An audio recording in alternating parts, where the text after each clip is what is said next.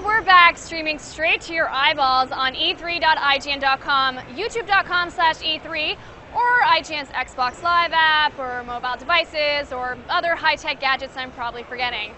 Right now we're going to take a longing glance at Lara Croft's new adventure. Here on set is a world-exclusive demo of Tomb Raider. Thanks, Naomi. I'm Damon Hatfield. I'm here with my good friend Carl Stewart from Crystal Dynamics. We have a yearly tradition where we come on the IGN Live show and we talk about Tomb Raider. I think this is the third or fourth year that we've done this. It is. Welcome back. Today is also a special day. Today is Carl's birthday. Yes. It always seems to be around the first day of E3. Yeah. Thank you. Good. So we're taking a look at Tomb Raider. Yes. What are we seeing here now? So what you're seeing is probably about 2 minutes into the beginning of this demo. If you remember last year, Lara scrambled to get out of this den that she was found hung upside down in, and she broke free onto the cliffside. Now we've taken her a little bit further inland, and this is where you get to see really the growth of our character really come to life. So right here, she sort of made her way a little bit inland now. She's a little bit injured. She's still got that sort of injury in her side. She fell on the spike, and she had to pull it out. Yep. So now she's kind of found a radio. She's got a little bit of hope. Maybe there's somebody out there. She saw a life raft a few minutes ago washed up on shore, so she thinks some of her friends may have survived. But really now it's about making sure that she gets some heat, right? So it's all about understanding that character performance. It's about the journey and how she gets to become that Lara Croft that we gave you a little sneak peek of yesterday on the stage of the Microsoft press briefing. Do you have to build fires? No, this is more just about the story, the creative. It's sort of getting to that sort of stage where you feel like, okay, I'm personal with the character. I now know exactly how she's gotten to this point. So instead of just kind of going through gameplay, it's sort of, we want to show the personality, which is a very big deal about giving you the immersion into the game. And the demo that you were showing at the Microsoft conference, she was killing a lot of people in that. So she hasn't quite gotten there, what we're seeing here. No, she hasn't quite gotten there. Really what we showed yesterday was like a sneak peek, like a peppering of where we're going with it. Because going on this journey, taking Lara to this point in time where we feel like, okay, well, we want to get people into the game. We want to get people to sort of feel like they're protecting the character. They're also going after to help their friends. So Sam, as we see in this demo, gets kidnapped. Steph, one of her friends, gets killed at the beginning of the last demo last year. So we want to give her motivation, right? So the story and the journey that we show behind closed doors at E3 this year, and some of the stuff you've seen, is about taking the player on that journey so that we give her sort of a relevance as to why she's that stronger character that we saw yesterday at the briefing. I see. So what you're going to see now in a few seconds is Lara starts going into our, what we class as sort of one of the smaller hunting areas. The goal there is that we give Lara kind of one of our first pieces of equipment, the bow. And the bow is going to become a very important part of kind of her gear gating and her structure throughout the game. She's a little bit clumsy with it to begin with. We want the player to kind of feel like this is an area where they can actually grow and evolve. As you come into this space, you'll see it's all about sort of the living, breathing space. We want the player to feel like this is almost alive, right? So there's no sort of repeat occurrences where the deer will walk around the same way every single time. It feels like everything's random. She's found someone who was caught in a trap, and yeah, it looks like somebody who's been strung up a long time ago. And this is the guy who's got this makeshift bow hanging around his waist. So now your goal is to get up there, pry it off him. So straight away we start teaching the player about just some of the smaller platforming elements, just sort of the way in which you can move around the space. You remember past Tomb Raider games were all sort of very binary. You're jumping from ledge to ledge. As you know from last year's demo, it was very interesting to sort of show the player how they can now move around these spaces with a little bit more ease.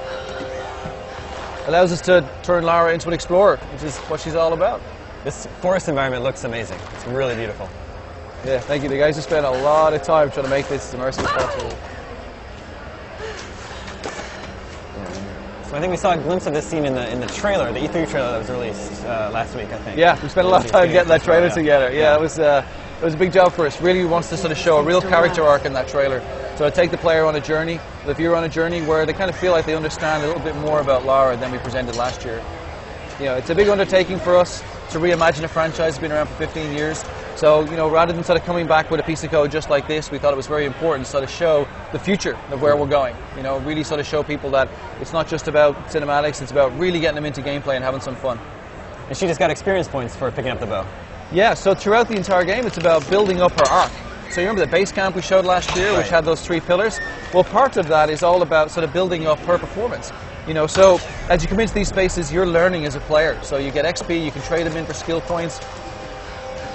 And those skill points allow you to unlock things such as, you know, in this case, will become sort of better retrieval at arrows or better hunter. But it's all about sort of you going on that journey with Lara. I see. So how does hunting work into actual gameplay? Well, in this case, we sort of play it out where the player gets to see Lara sort of a bit more remorseful. She's had to kill this deer, but really she's had to kill it because she needs to eat. As you play through this demo, you come across wolves, which is kind of kill or be killed situations, and you can obviously get some XP from killing them, and you can trade those in as well for some unique items. And we'll talk a little bit more about that later in the year, where we're really, really keen on sort of making sure that what we show is on screen. It's up there so you can understand it in more depth. Then after killing this deer, we got to make our way back to the base camp. And one of the important things about these areas, you'll see Brett kind of run around this space, have some freedom. But we have 3 ways that you can't really get lost. We'll have our map, which will be used throughout the game. And our goal here is to get back to our base camp. You can use your survival instinct. Your survival instinct, as we showed you last year, will give you a snapshot so you can see the icon in the corner here. And then the other thing is sort of intuitive design. The guys try and build these levels where you've come into this space at the base of a waterfall. Naturally, water flows down. So no matter where you run around, you don't feel like you get lost. You just find the stream, follow it back up to base camp. And we do that throughout all of the levels so that they sort of feel like you're being smart and resourceful as well as Lara. You're coming into these spaces and understanding them the way in which you would naturally. And we'll see notifications pop up here and there, but for the most part, there's no HUD. No, we try and break away from the HUD altogether. Yeah, we want to try and immerse the player in as deep as possible. You'll see as well with sort of the dynamic camera, breaking the camera off, bringing it up close to Lara, helps to be able to sort of immerse the player into those situations. Remember last year we had Lara in the what we class as the Rambo tunnel, where we brought her up close and we showed her nearly drowning. And then in one of the scenes just before this, we sort of break the camera off and we show her on the edge of a cliff. So it's all about sort of bringing the player closer to it. So we want to take away the HUD because that destroys the atmosphere as we see it. And she just learned some new skills here. She got some new skills, so we really sort of just pepper in at the early stages so the player can understand sort of how they're going to start growing the character through both your gear gating and your skills, survival skills, as well as your gear skills. So here she got the radio, she hears Roth, so now we're kind of on that way. If you remember last year, we showed 2 pieces of code. The second part was Roth, where she made it up to him, he gave her the climbing axe. Well, now she's figured out Roth's still alive, and she's now got a motivation to start making her way up through the forest to meet him further up. Is hunting an activity you can do at any time? Can you just go into the forest and find... Yeah, you can hunt. What we try to do is teach the player that, in the early stages, it's about the story. We want to immerse that player, as we keep saying. But soon enough, you can hunt just to be able to build up your XP. There's tons of stuff you can unlock.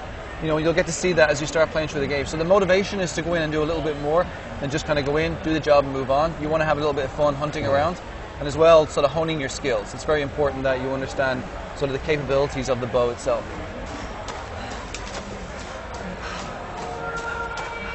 So in this scene here now, Lara's been told by Roth to sort of make her way up through the rest of the mountain village and come find him. And now she's starting to get into some of the mystery. Here's some of the things that you got to see last year in the demo where the scavengers were in the den. Now we come into a place where one of the scavengers has been living. The door's now open, it gets a little bit creepier. And Lara starts making her way so a little bit deeper into this cavern.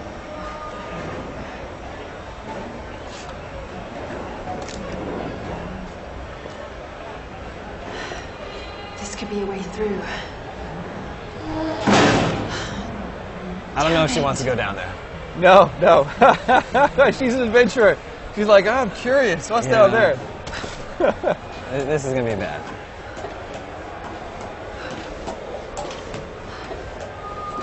So as players, places like this, we try and bring the mystery. We want to sort of make the player feel like they're starting to understand the story and the world around them.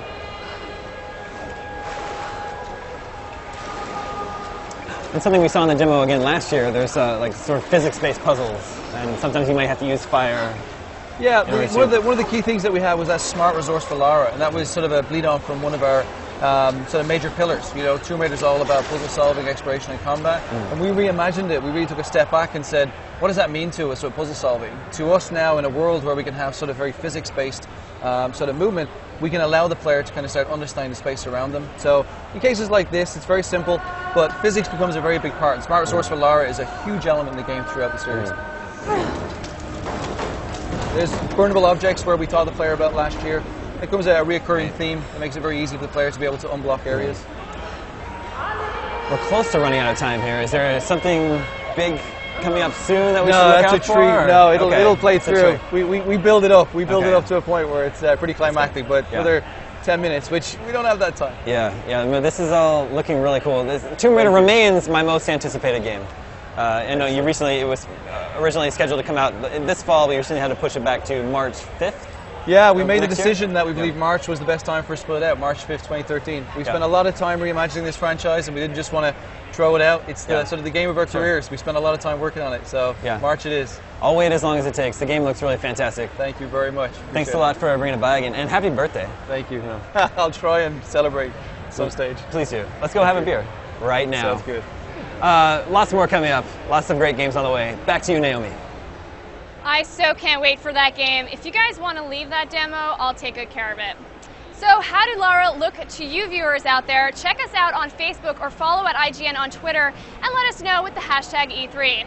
Alright, if you guys follow my show, The Daily Fix, you'll remember that the next game has been rumored forever, in a metaphoric kind of way. Well, it's real and you're going to see it in action, so stay tuned for Dead Space 3.